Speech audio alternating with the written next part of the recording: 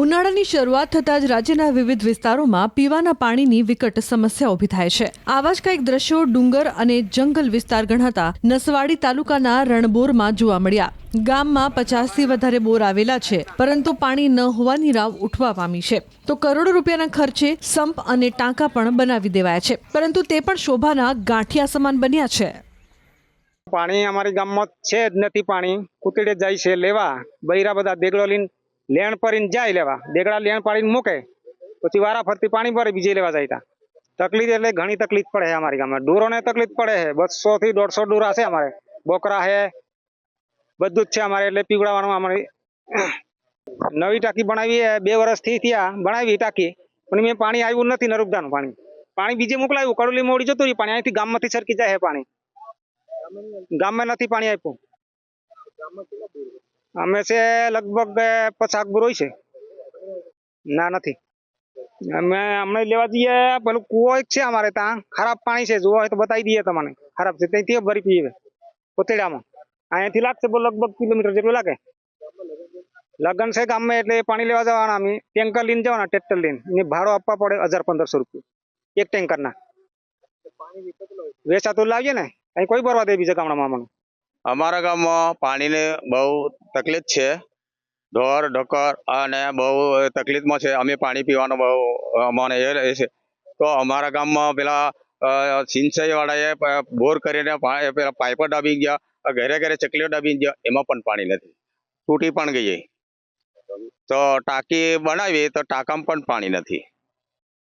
તો અમે એટલું માંગ કરીએ છીએ કે પાણી ચાલુ થાય એવું અમે માંગ કરીએ છીએ। તકલીફ એટલે બહુ તકલીફ, અમે બહારથી પાણી વેચાતું લાવીને ટેન્કરમાં ભરીને લાવીએ છીએ। લગન પંચમાં પણ ટેન્કરમાં પાણી ભરીને લાવીએ તો સમય તો વર્ષોથી સમય થઈ ગયો। રજૂઆત કરીએ તો સરકાર વાળા કોઈ ધ્યાનમાં નથી લેતા। હા, ચૂંટણી આવે તો નેતા આવે તો તમને ફલાણું કરી આલીશું, લાઇટનું તમને લાઈન દાબી આલીશું, પાણીની સુવિધા કરી આપીશું, બોર મૂકી આપીશું, એ બધું પ્લેન જતા રહે છે। કોઈ પછી છૂટાયા પછી કોઈ દેખાતું નથી।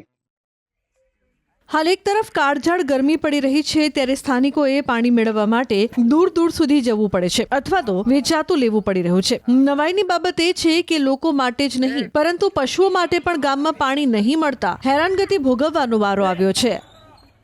750 વધી છે અમારી, એમાંથી અમારે જો નળસેજન યોજના બનાવી છે સરકારે, નહીં કરી એવું નહીં, અમે ખોટું નહીં કહેવાના, એને જે હોય તે કહેવાના, પણ નળ મટર નાખી છે 200 ફૂટ જેટલી, અને પાણી છે 350 થી 400 ફૂટ ઊંડું જતું રહેલું છે।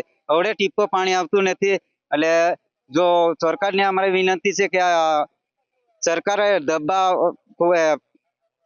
આપણે કુપાથી વાડિયારીને ધબ્બારીને પાણી લાવ્યા છે। રણભર રહીને ગામમાં, અમારા ગામમાં જ પાણી સરકે છે, એ લાઈન દાબીને લઈ ગયા છે। એ પાણી અમારે જે ટાંકીએ બનાવી છે 2 વર્ષથી, અમારે રણભર ગામમાં ટાંકીએ બનાવી છે, પણ એ પાણી અમારે જો સરકાર એટલું અમને પાણી ડરને માટે ને પીવા માટે બધું આપે ને, તો અમારે સરકારને એટલી વિનંતી છે કે થોડુંક અમારે તકલીફ થોડુંક ઓછું થાય એવી રીતે અમે અમારે સરકારની માંગણી એટલી કરી છે। પાણી અમારે બોર કરાવ્યા છે, નહીં કરાવ્યા નહીં, પણ બોરમાં અમારે છે ને 300 ફૂટથી ઊંડું પાણી જેલું છે, નદી બધી સુકાઈ ગઈ, એટલે અત્યારે પાણીનો બહુ તકલીફ પડે છે। એટલી અમારે સરકારની વિનંતી છે કે આટલું પાણીનું થોડું ઘરે આપે એવું। અમારે 2 કિલોમીટર જવું પડે, અહીંયાથી નીચલા પડે સિંધી પાણી જવું પડે, નીતા સાંકળમાં જવું પડે, પાણી નંદી જ બધી સુકાઈ જાય। બોરે જોતા તે બોરમાં પાણી ઊંડું જતું રહ્યું, એટલે પાણી નહીં નીકળતું। બોર તો કરાવેલા છે સરકારે, નહીં કરાવ્યા એવું નહીં, પણ પાણી બધું ઊંડું જતું રહે, એટલે અમારે પાણી આવતું નથી। ઢોરો માટે અમારે 2 કિલોમીટર જવું પડે, એટલે ઢોર અમે છોડી મૂક્યા હવે, કેમ કે ઢોર જ્યાં પાણી મળે ત્યાં પીવે, એને મેં સાર મિલે ત્યાં સાર ખાહે, બેહી રહે। પછી અમારે લાખ દિવસ આખા જેઠ મહિને ઢોર ને બોકરા બધા ખોડી લેવા જવાના, મળે ત્યાં લાવશું, ના મળે ત્યાં પછી અમારે બીજા ખોદીને વેચાતા લાવવું પડશે। ત્યાં લગીને અમે છૂટા છોડી દીધા ઢોરને।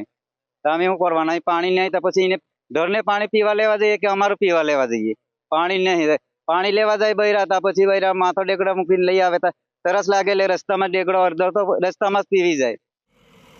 ઉલ્લેખનીય છે કે પાણીદાર યોજના નળ સે જળ અંતર્ગત આ ગામમાં નળ તો મૂકવામાં આવ્યા છે, પરંતુ છેલ્લા 2 વર્ષ જેટલો સમય પસાર થઈ ગયો, પરંતુ નળમાંથી પાણી નથી આપ્યું। આ વિસ્તારમાં જળસ્તર ખૂબ જ નીચા ગયા હોવાથી 300 ફૂટ જેટલી ઊંડાઈ સુધી ખોદાણ કર્યા બાદ જ પાણી આવતું હોવાનો દાવો સ્થાનિકો કરી રહ્યા છે। તો હાલ ગામમાં લગ્નનો માહોલ છે, ઢોલ ઢબૂકી રહ્યા છે, પરંતુ મહેમાનો માટે પણ પાણીની વ્યવસ્થા મુશ્કેલ બની છે, જેથી સ્થાનિકો મજબૂરીમાં પૈસા ખર્ચીને પાણીની વ્યવસ્થા કરવા માટે મજબૂર બન્યા છે। ત્યારે હવે જોવું રહ્યું કે નગરોળ બની ગયેલું વહીવટી તંત્ર ગ્રામજનોની સમસ્યા ક્યારે ઉકેલે છે અને પીવાનું પાણી પહોંચાડે છે। આજે લગ્ન પ્રસંગ છે, પણ આમાં મારા ઘરે બધા મહેમાનો છે, પણ એને પીવા માટે પાણી બીજા ગામથી ટેન્કર મંગાવવા પડશે, 2 થી 3 હજારના કરશે। આજે નળ છે પણ એમાં પાણી નથી, અને બોર છે પણ એમાં પણ પાણી નથી, એટલે બીજા ગામથી ટેન્કરો મંગાવવા પડશે। એટલે સરકારને મારે નમ્ર વિનંતી છે કે રણબર ગામમાં પણ પાણીની સુવિધા કરી આપે। નસવાડી તાલુકાના રણબોર ગામની અંદર અનેક બોર છે, પરંતુ એક પણ બોરમાં પાણી આવતું નથી। આપણે તસવીર બતાવવા માંગીશું કે આ રણબોર ગામના લોકો જે પાણીની ટાંકી નીચે એકત્ર થયા છે અને ઢોલ નગારા વગાડી રહ્યા છે।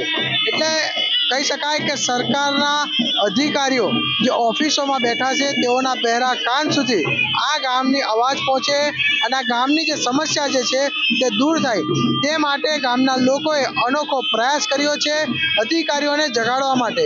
આમ તો ગામમાં અનેક બોર છે, નલ સે જલની યોજના છે, પાણીની ટાંકી બનાવવામાં આવી છે, પરંતુ હજુ સુધી આ પાણીની ટાંકીમાં એક ટીપું પાણી આવ્યું નથી। આમ તો આ ગામના લોકો જે છે પાણી ભરવા માટે દૂર દૂર સુધી જવું પડતું હોય છે। ગામની મહિલાઓ હોય, પુરુષો હોય, તમામ લોકો દૂર દૂર સુધી પાણી ભરવા જવા માટે મજબૂર છે।